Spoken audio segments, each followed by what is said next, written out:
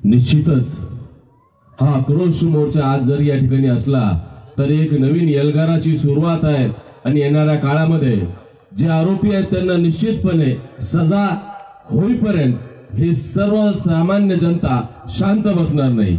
आणि हा जो आक्रोश मोर्चा आहे, या आक्रोश मोर्चाला ज्यांनी आव्हान केलं, ज्यांच्या वडिलांवरती एवढं काही घडलं, ज्यांची निर्गुण हत्या झाली, त्या संतोष अण्णा देशमुख यांच्या कन्या वैभवी संतोष देशमुख यांना मी विनंती करतो की आपण या ठिकाणी आपलं मनोगत व्यक्त करावं।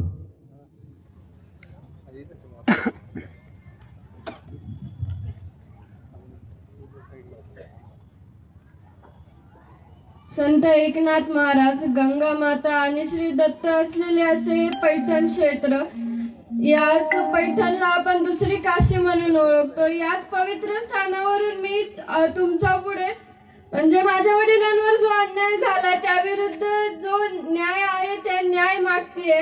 आणि मानवतेच्या नात्याने तुम्ही सर्व आज एक आलात, न्यायाची भूमिका घेतली, आमच्या पाठीमागे आहात, आमच्या कुटुंबासोबत आहात, तसेच तुम्ही कायम आमच्या सोबत राहा। आणि मगाशी त्या काकांनी म्हणले की जे ही गुन्हेगारी वाढते, मला असं वाटतं की आपण स्वातंत्र्य असताना न्याय हा आपणच का मागायचा आणि आपण स्वातंत्र्य असताना न्याय हा आपण का मागायचा।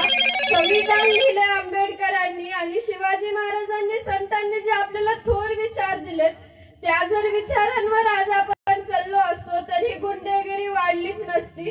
आज माझ्या वडिलांची हत्या झाली, त्यांच्या अगोदर अनेकांचे बळी गेले, तर ते अन्यायाविरुद्ध न्याय उठवू शकले नाहीत, आवाज उठवू शकले नाहीत त्यांना। तसेच माझ्या वडिलांना आणि आपल्या सर्वांना हा अन्याय दूर करून न्यायाकडे जायचे, त्यासाठी मला तुमची तसेच सर्वांची गरज आहे। तुम्ही असेच आमच्या पाठीमागे राहा। आणि त्या फोटोमध्ये माझे वडील जसे हसतात ना, त्यांचं ते हसणं आणि त्यांचं ते बोलणं मी आज पण तुमच्यामध्ये बघते आणि मला तुमच्या सर्वांची गरज आहे। आज माझा एकटाचा माझ्या पाठीमागे नाहीये, तर आज लाखो जण माझ्या पाठीमागे आहेत।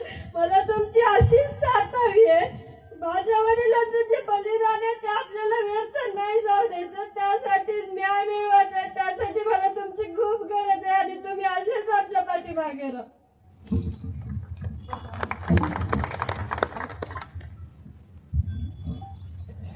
वैभवी, तुझं हे आव्हान या ठिकाणी आम्ही सर्वांच्या वतीने शब्द देतो की वाया जाणार नाही।